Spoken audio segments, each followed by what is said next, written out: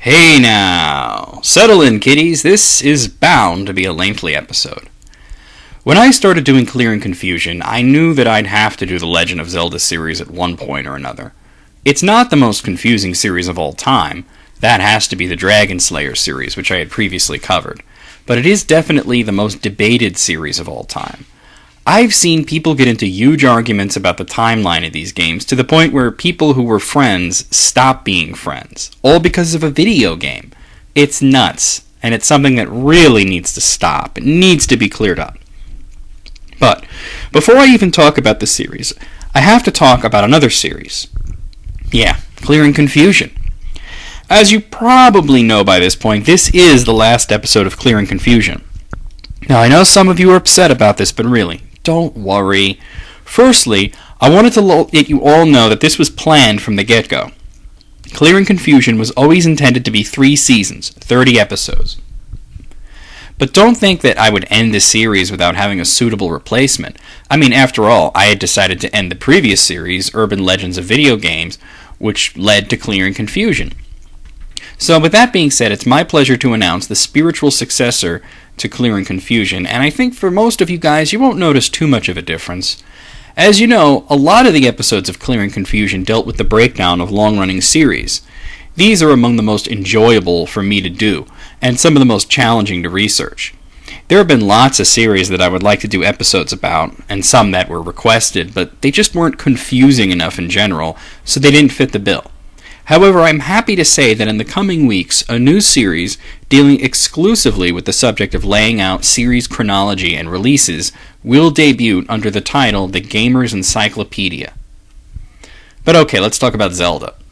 Now, the thing about Zelda is, it didn't start out as confusing, but eventually it got there due to constant use of prequels, interquels, retcons, rampant theories about the timeline of the games being split, and of course conflicting interviews with Nintendo's officials.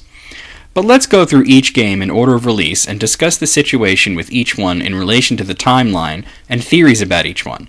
At the very end, I'll lay out the true timeline as officially revealed by Nintendo, as well as my thoughts on it. The original game was the mastermind of Shigeru Miyamoto. The game was inspired by Miyamoto's own childhood, in which he would explore the countryside of Japan, going through forests and glades and discovering caves and grottos. Miyamoto wanted to create a game that recaptured the feeling of exploration and wonder that he had as a youth. He described the game as a secret garden that you could keep in a drawer. When you saw Zelda on a store shelf, you knew it was something special. It had that unusual box with a piece cut out of it to show the cartridge, which was a bright, shiny golden color.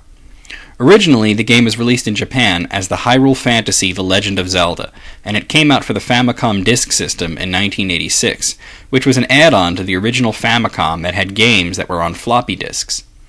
The Japanese version is interesting because it uses some features of the Famicom that many games rarely used, such as the fact that the Player 2 controller had a microphone, and you could shout into it to defeat the Pulse Voice enemies, which explains why the manual to the American version of the game claims that it's weak to certain sounds.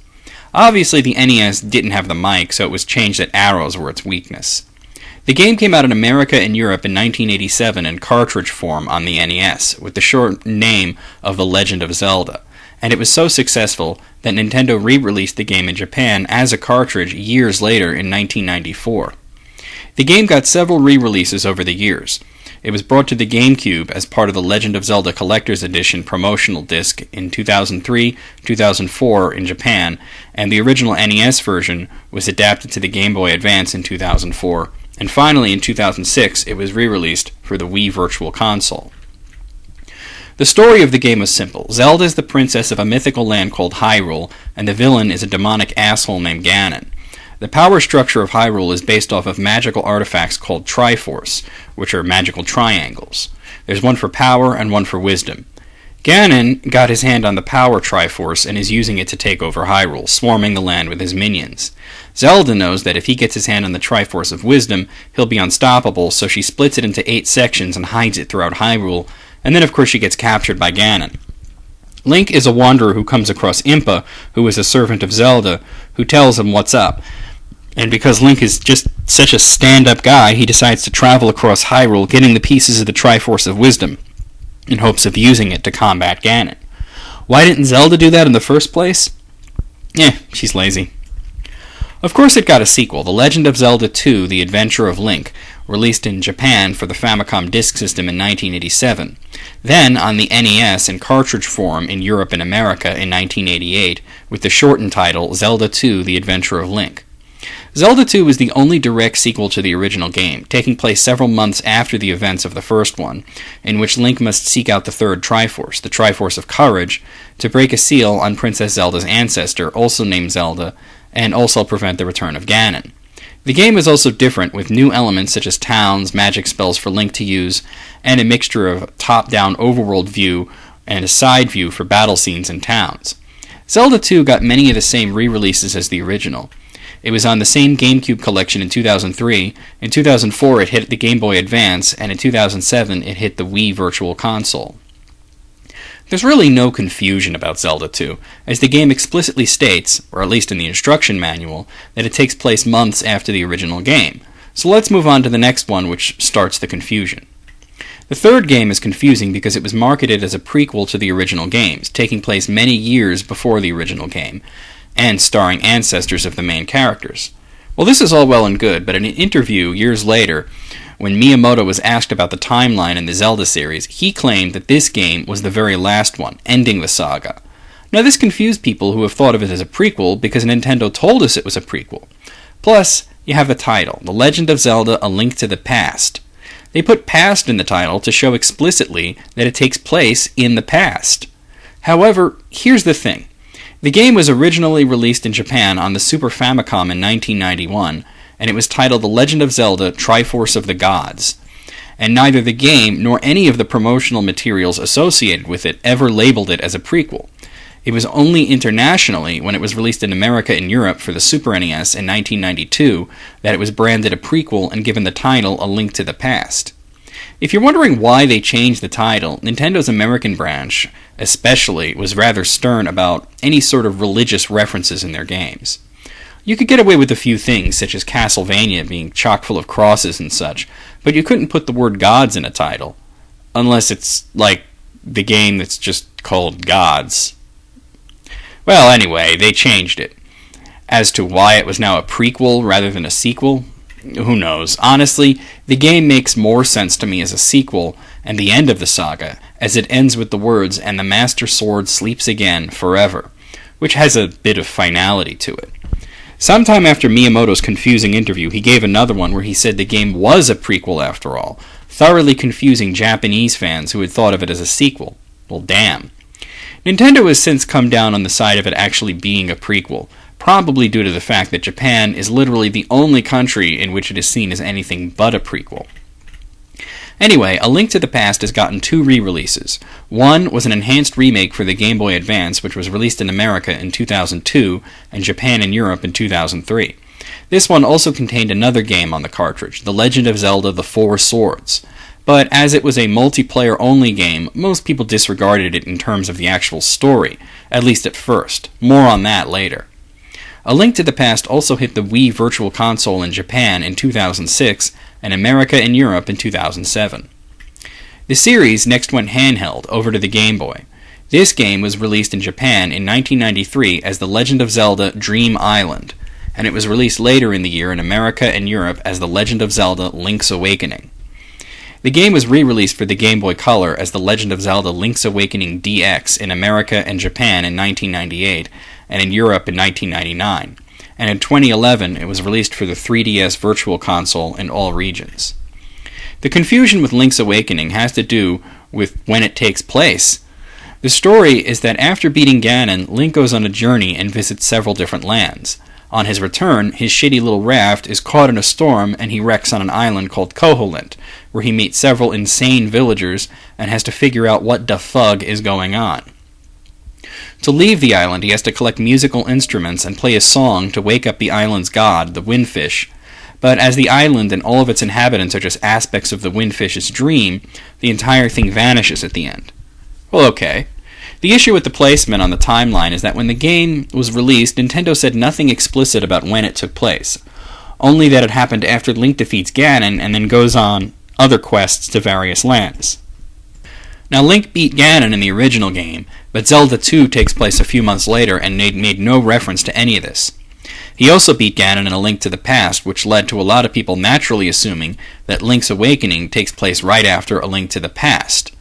Well, that seems like a natural conclusion, and that's the stance I've always taken, but the confusion stems from that same troublesome interview Miyamoto gave, the same one where he listed A Link to the Past as the end of the series.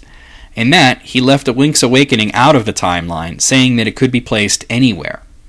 It was at this point that I realized Nintendo was pretty much making it up as they go along, and while they eventually would cave to pressure and release a definitive timeline, the fact was they were just concentrating on making games, not some overarching storyline that had a definite plan to it. Basically, Miyamoto was saying, put Link's Awakening wherever the hell you want to put it. But if the confusion was starting to get thick then, it was nothing compared to the shitstorm that would be raised by the next game in the series. The next game for the Nintendo 64 is The Legend of Zelda: The Ocarina of Time, the first in the series to have the same title in all regions. It was released in 1998 in all regions and had a few re-releases. It was released for the GameCube as part of the same collection as the first two games, as well as a special release for the GameCube called The Legend of Zelda: Ocarina of Time plus Master Quest, which contained an alternate version of the game that was originally going to come out for the Nintendo 64 DD add-on, but was initially cancelled. In 2003, it got a release for the iQ player, a console only released in China. Yeah, that's a thing. In 2007, it hit the Wii Virtual Console, and in 2011, a remake came out for the 3DS under the title The Legend of Zelda: Ocarina of Time 3D. Now, as for its placement in the timeline, it's very simple. Ocarina of Time was billed as a prequel to everything, the beginning of the saga, and the entire thing makes sense. You see Ganon back when he was a more human character, a Gerudo named Ganondorf, and it laid out a lot of the backstory to the entire series. The issue stemmed from the game's use of time travel. Link begins the game as a young boy, but after some time, when he first gains the Master Sword, he is put into stasis and awakens 7 years later as an adult. Now, you might be saying, that's not time travel, that's just going into a magical coma for 7 years, but you can switch back to the child timeline at any time by putting the sword back in its pedestal, then draw it out to go forward in time. Plus, in the ending, Zelda sends Link back in time as a child so that he could live out the 7 years that he missed out on. The problem is that due to this, it became a popular theory amongst fans that the timeline splits after Ocarina of Time, and that some games follow the timeline of Link being an adult, and some follow the timeline of him being a child. Now, this didn't make too much sense to me at the time, as it's not like one happened without the other. He was both an adult and a child. But the whole thing with Zelda sending him back in time confuses matters. If he goes back in time and lives as a kid, does that mean he never defeated Ganon as an adult? So yeah, even though it's a questionable theory, the more you think about it, the more it seems like it could be true. And Nintendo eventually did confirm that there was a split timeline, though they didn't give any other details until many years later. It seems to me at this time that the Zelda series were following a pattern. First you had a game, then a direct sequel to it, and then the whole thing goes back several generations for a prequel, then a sequel to that, and then another prequel, and so on. I mean, you had the original Zelda, and then its direct sequel, The Adventure of Link. Then it goes back in time for A Link to the Past, and then it gets a sequel with Link's Awakening. Despite what Miyamoto said, I was sticking with that idea. And then it goes back even further for Ocarina of Time, so it seemed natural that the next game would be a sequel to it. And so it was. Though originally the game was introduced as The Legend of Zelda Side Story, it eventually got a proper title, The Legend of Zelda Majora's Mask. By the way, I remember back then some asscorns on the internet were infuriatingly referring to it as Zelda 2, because they honestly thought Ocarina of Time was the first one. They'd come into a chat room and ask when Zelda 2 was coming out, and I'd tell them it came out in 1988. Those people are ass jerks. May rats eat their eyes. Anyway, Majora's Mask has Link, as a kid, following the events of Ocarina of Time. At the end of Ocarina of Time, Link's faithful companion, the fairy Navi, abandons him for seemingly no reason whatsoever. So in the beginning of Majora's Mask, he went out looking for her. But he gets stuck in some weird Alice in Wonderland shit and winds up stuck in an alternate reality known as Termina, transformed into a Deku Scrub. The game heavily uses masks as power-ups to gain Link abilities, or to transform him into various forms, and the plot involves the fact that a creepy fucking moon with a face is going to strike Clocktown and destroy Termina, which is linked to the powerful Majora's Mask. So Link gets all the masks and summons 4 giants to hold up the moon, and then travels to the moon and beats up the Skull Kid, who had been wearing Majora's Mask and was driven insane by it. What really chaps my ass is that Link gets caught up in this whole story with another dimension, but the conclusion doesn't really solve anything. I mean, he saves Termina, but he isn't reunited with Navi. That's one plot thread that they certainly left hanging. Oh well. Since the game takes place after Ocarina of Time and has Link as a kid, everybody who said there was a split timeline stated that Majora's Mask was the beginning of the child timeline. The confusion continues with the next entry, or should I say, entries. Nintendo next announced that they would be simultaneously releasing 3 Zelda games for the Game Boy Color, which would link to each other to form one storyline, but they could be played in any order. They claimed that each one would play differently, with one being more action-oriented, one being more puzzle-oriented, and a third one being more story-driven. To make matters stranger, for the first time, someone other than Nintendo would be developing.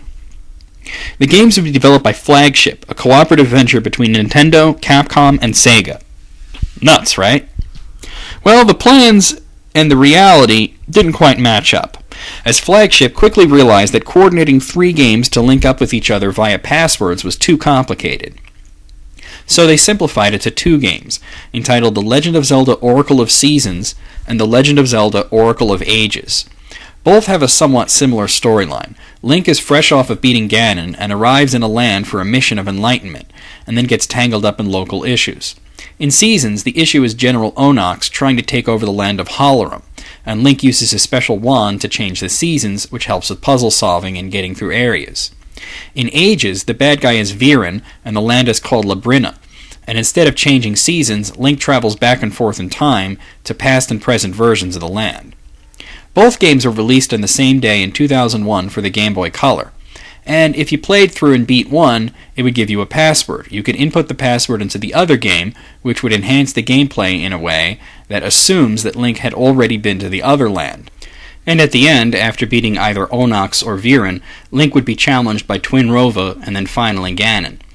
This also meant that there were 2 ways to play, as you could start with Seasons and then move on to Ages, or vice versa. Deciding which one happens first is a point in futility, as it's up to the player which one to play first, and the scenario changes based on that decision. That being said, when placing them on the timeline, it's always a package deal. There's unfortunately nothing in the games or promotional materials that gives any hint as to where they fall in the timeline. But a popular theory is that they take place after A Link to the Past, but before Link's Awakening. It makes sense in a way and explains why Link was traveling in a shitty raft, because he was transported to these lands by the Triforce. He didn't take a boat, so he had to use whatever he could to get home. And the linked ending does show Link sailing home, though when it's in a sailboat rather than a raft. Oh well, whatever. Link's Awakening entire premise is that Link had gone on journeys in other places than Hyrule, and then got caught up in a storm on his way home. So many believe that the Oracle games were those journeys. Of course, this wasn't confirmed at the time, and we wouldn't find out what was true until many years later, so other alternate theories existed. The next release was the remake of A Link to the Past on the Game Boy Advance, which I had already mentioned, but there's a reason enough to mention it again. The Legend of Zelda A Link to the Past and 4 Swords was released for the Game Boy Advance in America in 2002, and Japan and Europe in 2003. The reason I even bring it up is the 4 Swords. It was a multiplayer-only game in which Link splits into 4 differently colored counterparts by using a weapon called the 4 Sword. Up to 4 people could play. I mention it because it did have a story despite basically being a bonus game. Link and Zelda are childhood friends, and in the beginning, Zelda tells Link of a great evil that was sealed away, the sorcerer Vaati. Of course, just after the story is told, Vaati breaks free, and Link has to use the 4 Sword to split into 4 people to beat him, and then Vaati is defeated and then trapped within the 4 Sword itself. No one knew quite what to make of it, and its place in the timeline wasn't something that was really discussed. At least not yet, but more on that later. The series next moved to the GameCube with The Legend of Zelda Wind Waker, which in Japan is called The Legend of Zelda Baton of Wind. This was released in Japan in 2002, and everywhere else in 2003. This is the one that annoyed a lot of people because of the cartoonish cel-shaded graphics, which people expected a more realistic style based on a tech demo Nintendo showed at Space World. Also, the overworld was mostly water, and you had to use a sailboat to get around. Personally, though, this is my favorite in the series, and the high point from which I think the series has been slowly downgrading from ever since. But that's just me. Anyway, the story to this one is that in the past, the hero of time defeated a great evil king called Ganon, but then Ganon came back and the hero was nowhere to be found, so the denizens of Hyrule appealed to the gods. The gods, though, I guess were pissed off that Hyrule couldn't deal with their own problems, so their solution was to seal the land of Hyrule away forever and flood the world, with only the highest mountaintops serving as islands for people to live on. To honor the hero of time, anytime a kid turns 10 years old, he's given a green tunic, similar to the one that the hero wore. So in the beginning, Link is turning 10, and he gets this tunic from his grandma, but then his sister gets kidnapped by a giant bird, Link gets mixed up with a bunch of pirates, and shit gets crazy. It ends with Link facing against Ganondorf himself at the bottom of the ocean where Hyrule is stashed away. His boat turns out to be the king, and, well, it's pretty damn epic. The placement on the timeline is interesting here because it refers to the past hero as the hero of time, which is the title Link had in the Ocarina of Time. So clearly it takes place sometime after Ocarina of Time. But is it a part of the adult timeline or the child timeline? Personally, I saw it as part of the child timeline, as it stands to reason that the cause of Link not returning to face Ganon again was that he was off in Termina fighting moons and shit. But then again, I was always sort of unwilling to embrace the split timeline anyway. I always thought the whole thing could work as one linear timeline, so the thought of 2 or even 3 always bugged me. But regardless of where it takes place, we did at least know that it was sometime after Ocarina of Time. The next game was also for the GameCube, and this time it was a direct sequel to that Four Swords game that came out with the re-release of A Link to the Past. Or at least we all thought it was a direct sequel. It certainly seemed that way. Well, gameplay-wise it is. In Japan, the game is known as The Legend of Zelda Four Swords Plus, and internationally it's The Legend of Zelda Four Swords Adventures. Though it continues the multiplayer mayhem from Four Swords, this time on the GameCube using Game Boy Advance link cables, one of which came packaged with the game could also be played single-player. The game was released in Japan and America in 2004 and Europe in 2005. Now, this time the story was greatly fleshed out. Vaati is back, and Link once again has to use the Four Sword to seal him away. But this time Vaati turns out to be a pawn of Ganon's, who is the last boss. Normally, I talk about the plot significance in relationship to the timeline, but I'm actually going to hold off on that for just a bit. Because nobody really knew where to place Four Swords and Four Swords Adventures, only that they presumably went together somewhere, but more on that in a little bit. The next game is another handheld entry, and like the last ones, the Oracle games, it was made by an outside developer. This time it was Capcom on their own. Known as The Legend of Zelda, the Minish Cap, it was released for the Game Boy Advance in 2004 in Japan and Europe, and 2005 in America and Australia. And last year, in 2011, it got a re-release for the 3DS Virtual Console. The game serves as a prequel to the Four Swords games, introducing the concept of the Four Sword and the Dark Sorcerer Vaati, essentially giving the backstory of Vaati being sealed away, which was told in the original Four Swords game. The titular Minish Cap is Link's trademark green cap, which talks. Many people believe Minish Cap to be a prequel to the entire series because Ganon wasn't around yet. The basic idea is that Vaati was the original Hylian villain, and that takes up the story of Minish Cap and Four Swords, and then he returned in Four Swords Adventures, which also seems to introduce Ganon. It's easy to believe that, as it introduces Ganon's trademark trident, which he used in A Link to the Past and is seen carrying in a lot of official artwork. But eventually Nintendo would release the timeline, and all this would really be overthinking it, as Four Swords Adventures isn't even in the same line as A Link to the Past, and takes place at the end of that particular line. So why is it that Minish Cap is so obviously a pre-Ocarina of Time prequel, and Four Swords Adventures seems to follow the same storyline? Are they so far apart officially? This has been the contention point for many Zelda fans with the official timeline, that even though Minish Cap is basically the spot we expected it to be, with Four Swords right after it, Four Swords Adventures is far into the future. So here's what happened. Apparently Nintendo originally envisioned Four Swords Adventures to basically be a love letter to the entire series, with way more references to other games in the series, other than obviously being a continuation of Four Swords and it looking like a mixture of A Link to the Past with Wind Waker. There was supposed to be a lot more story elements taken from previous games, but a lot of it was either lost in development or lost in translation. It should also be noted that Nintendo was simultaneously working on 3 Zelda games at the time: Four Swords Adventures, Tetris Trackers, and Shadow Battle. They were originally planned to be 3 separate games, but then Nintendo said that they would bundle them all together, and they did this in Japan. But in America, they proclaimed that Tetris Trackers, now renamed to Navi's Trackers, would be sold separately, and they made no mention of Shadow Battle. So basically, what we got in America was 1/3 of the full package. Four Swords Adventures was supposed to comprise of 3 games: Hyrule Adventure, Navi's Trackers, and Shadow Battle, and that's what the Japanese got. However, they wanted to sell them separately in America, so the version of the game we got only contains Hyrule Adventures, and the promised release of Navi Trackers and Shadow Battle never happened, basically making them Japanese exclusives. So, due to a lot of confusion and 2/3 of the game being excised from the final release, it's easy to see why we got confused about the actual storyline and how it ties into the timeline. Next up is The Legend of Zelda Twilight Princess, released for both the GameCube and the Wii in 2006 in all regions. I always thought this one was weird because it started as a GameCube game, but it was later refitted to also have a Wii version. But the Wii version came out a few days before the GameCube one, and everyone pretty much likes to forget that the game was ever on the GameCube. Oh well. Anyway, Twilight Princess seems to take place after Ocarina of Time.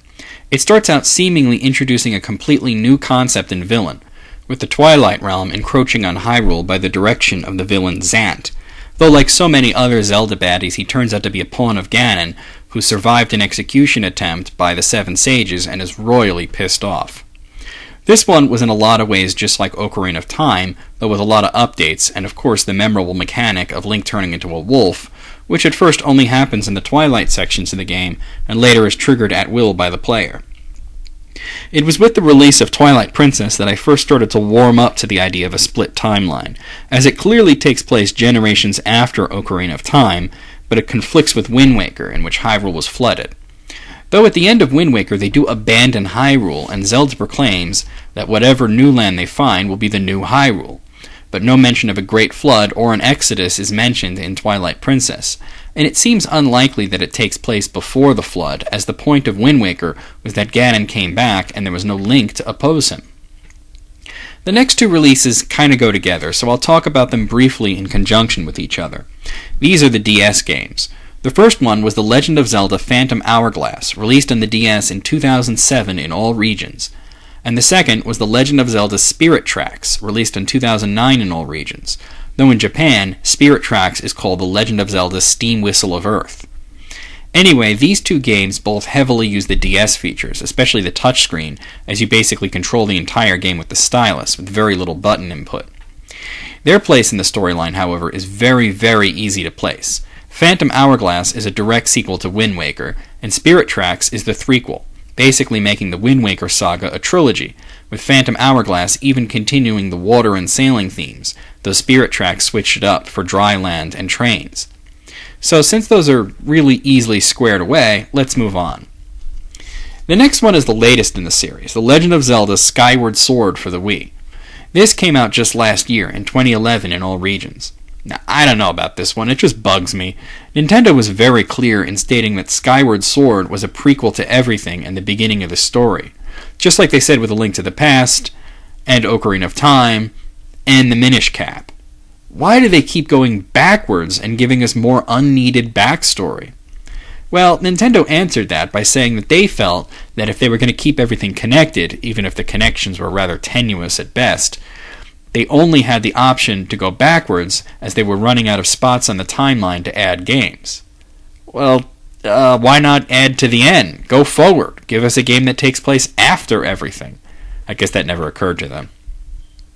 Anyway, Skyward Sword did one thing right. It was part of commemoration of the 25th anniversary of the series, which had, of course, the game, as well as a touring symphony concert of music from the games, and in Japan, an art book was released entitled Hyrule Historia. Hyrule Historia is more than just an art book that only came out in Japan, however. It was the holy grail for Zelda fans, a fully officially sanctioned Nintendo product that fully laid out the entire series' history, including where everything falls on the timeline. And not only did it confirm the split timeline theory, but it also went further by saying the timeline was split into 3, not 2. It didn't take long for fans to get a hold of the book and translate it, thus releasing the entirety of the Zelda timeline onto the internet. So here it is. As expected, Skyward Sword is the very first game in the timeline, at least right now until they do another prequel, but I digress. First, the world is created by the 3 goddesses who created heaven and earth.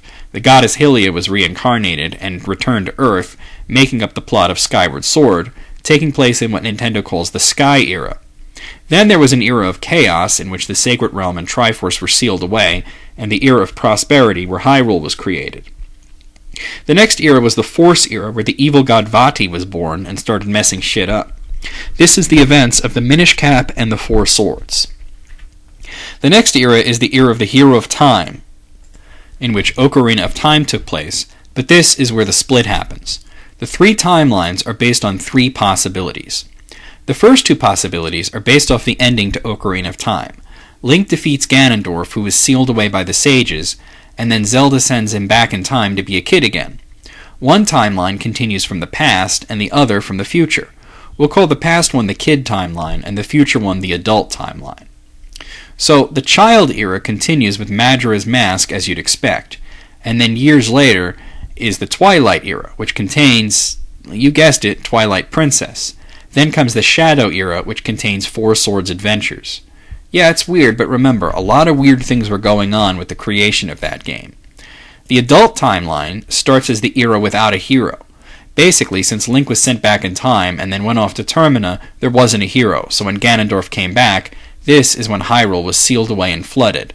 This was followed by the era of the Great Sea, which contains Wind Waker, the era of the Great Voyage, which contains Phantom Hourglass, and the era of Hyrule's rebirth, which happened in a new continent in Spirit Tracks. The final timeline is the Game Over scenario. Ganon beats Link, and it takes the armies and knights of Hyrule to seal him away in the Imprisoning War, or Sealing War, depending on how you translate it. This led to the era of Light and Dark, in which the last descendant of the knights that sealed away Ganon is the Link from A Link to the Past, who then is transported to other lands by the Triforce, an Oracle of Seasons and Oracle of Ages, and then, in his attempt to return home to Hyrule, is caught in a storm and winds up on Koholint Island. That's Link's awakening. This was followed by the Gold Era, in which the monarchs of Hyrule apparently started using the Triforce, which led to all sorts of problems, such as Princess Zelda of that era being put into a coma by a wizard who wanted the Triforce. This led to the era of the Decline, in which Hyrule was mostly old ruins and abandoned countryside, and the events of the original 2 games, The Legend of Zelda and The Adventure of Link, which had the revival of the Zelda that had been around in a coma for many years. Well, there it is. That's the official timeline, straight out of Nintendo. And I have to say, I'm somewhat put off by many fans insisting on arguing with it, saying that they don't accept it for whatever reasons. And honestly, you're going to argue with Nintendo? Fine, whatever. But all I have to say is, although I fully believe that they were making it up as they go along, and will continue to do so, they're the ones that did make these games, and they get to decide where the pieces fall. And really, I'm glad that they came out and released this, even if it was only in Japan. Not because I was super curious and needed to know, but that it will, well actually it won't end debates, but some people want to still argue it, but it can at least lessen the pointless debates across various forums, chat rooms, and whatnot. Way too much time has been spent arguing about the Zelda games. Time that would be better spent playing the Zelda games. And thankfully, Nintendo agrees on this point. Here's what Eiji Aonuma had to say about this in the very same book that revealed the timeline. Chapter 2, The Full History of Hyrule, arranges the series in chronological order, so it's easier to understand, but from the very beginning, Zelda games have been developed with the top priority of focusing on the game mechanics rather than the story. For example, in Ocarina of Time, the first installment of the series I was involved with, the main theme was how to create a game with pleasant controls in a 3D world. Or in the DS game, Phantom Hourglass, the focus was having comfortable stylus controls. Finally, in the most recent game, Skyward Sword, we focused on an easy way to swing the sword using the Wii Motion Plus. Thinking of that way of developing the games, it may be correct to say that the story is an appendix to that. I even think that setting Skyward Sword as the first story was merely a coincidence. While reading over the full history of Hyrule, it's possible that some parts may look contradictory. For instance, the magma race or the beetle item that appear on the very first story do not appear in any other game that takes place in the future. I'd like to ask everyone to just enjoy the book and to be broad-minded and to think that those parts are the way they are because of the way the Zelda games are developed. So basically he's saying, shut up and just enjoy the games and the art book, dipwads. And I couldn't agree more. Before I end the episode and close out the series, there are a few other Zelda games out there, spin-offs and whatnot, and the only reason that I didn't mention them is because they're not relevant to the point of the episode, which was the timeline. But just to get it out of the way, I'll very quickly run through some of the spin-offs for you. There were, of course, the CDI games, which aren't official and weren't made by Nintendo. These were all released on the Philips CDI due to a loophole in the deal that Nintendo was originally having between Philips to make a CD-ROM add-on for the Super NES. Link the Faces of Evil and Zelda Wand of Gamelon were released on the same day, and by all accounts were terrible. Later on they released Zelda's Adventure, which was also awful, but not as much so. There were also 3 games on the Saddle of You add-on for the Super Famicom, only in Japan. The first was BS The Legend of Zelda, which played like the original game. The second was BS The Legend of Zelda Ancient Stone Tablets, which plays like A Link to the Past. And the final one was The Legend of Zelda Triforce of the Gods, which actually was the same as Link to the Past, only with some additional features. Tingle, a character that first appeared in Majora's Mask, got 2 of his own games. Freshly picked Tingle's Rosy Rupee Land on the DS, which only came out in Japan and Europe, and Tingle no Balloon Trip of Love Coloring. Yes, it's really called that. That's also on the DS, and it came out only in Japan. There's also a motion control showcase game for the Wii, Link's Crossbow Training. I realize there's more out there, like the Game & Watch games and such, but really, that's quite enough, don't you think? Well, that's it for Clearing Confusion. It's been a fun 30 episodes. Keep an eye out in the coming weeks for the successor, the Gamer's Encyclopedia. VMX out.